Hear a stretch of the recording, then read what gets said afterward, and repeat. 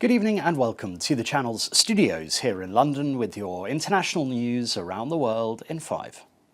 Israel has completed forensic tests confirming the identities of 4 dead Israeli hostages whose bodies were handed over by Hamas in exchange for the release of Palestinian prisoners. On Wednesday night, without ceremony, Hamas passed 4 coffins to the Red Cross from Gaza. The handover cleared the way for the delayed release of more than 600 Palestinian prisoners and detainees. Oscar-winning US actor Gene Hackman, his wife Betsy Arakawa, and their dog have been found dead at their home in Santa Fe in New Mexico. In a career spanning more than 6 decades, Hackman received 2 Academy Awards for his work on the movies The French Connection and Unforgiven. A statement from the Santa Fe County Sheriff in New Mexico said, "We can confirm that both Gene Hackman and his wife were found deceased Wednesday afternoon at their residence on Sunset Trail. They do not believe that foul play was a factor." Hackman was 95 and his wife a classical pianist, 64. The Ukrainian President Volodymyr Zelensky will meet US President Donald Trump in Washington on Friday to sign an agreement on sharing his country's mineral resources. Zelensky has described the bilateral deal as preliminary and said he wants further agreements which include US security guarantees to deter renewed Russian aggression. But Mr. Trump said the US would not provide guarantees beyond very much, saying the responsibility should instead fall to Europe. Mr. Trump also seemingly ruled out the prospect of Ukraine becoming a NATO member, one of Zelensky's long-held ambitions. President Zelensky is going to be coming on Friday. That's now confirmed, and we're going to be signing an agreement, which will be a very big agreement. And I want to thank Howard and Scott for the job you guys did in putting it together. You really did an amazing job. And that'll be on rare earth and other things. And as you know, we're in for probably $350 billion.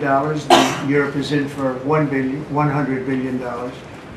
And that's a big difference. So we're in for probably 3 times as much, and yet it's very important to everybody, but Europe's very close. We have a big ocean separating us, so it's very important for Europe, and they hopefully will. NATO you could forget about. I think that's probably the reason the whole thing started. North Korea has sent more soldiers to Russia and redeployed others to the front line in the western Kursk region. That's according to South Korea's intelligence agency. It said the exact number of extra troops sent was unknown, but military officials quoted in South Korean media have said they believed it was at least 1,000. Neither Moscow nor Pyongyang have confirmed the new deployment. Leaked audio instructions by Greek rescue coordinators have cast further doubt on Greece's official version of events in the hours before a migrant boat sinking with up to 650 people on board. The Adriana went down in the early hours of June the 14th, 2023 in international waters, but within Greece's rescue zone after leaving Libya days earlier.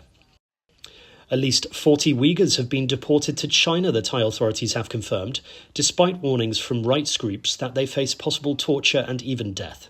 The group is thought to have been flown back to China's Xinjiang region on Thursday after being held for 10 years in Bangkok. China has been accused of committing crimes against humanity and possibly genocide against the Uyghur population and other mostly Muslim ethnic groups in the northwest region of Xinjiang. Beijing denies all the allegations. Catholics gathered to pray for the health of the Pope beneath the steps of St. Peter's Basilica for a 3rd night, as his doctors said his condition showed further slight improvement.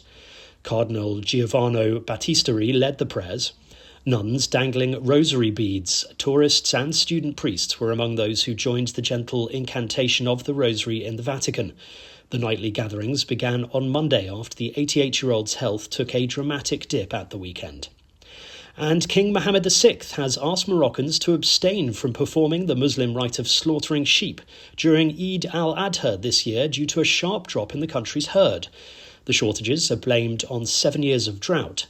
Eid al-Adha, which falls in June, commemorates the willingness of Prophet Ibrahim or Abraham to sacrifice his son on God's command. And that's your international news around the world in 5. Now back to the channel's studios in Lagos.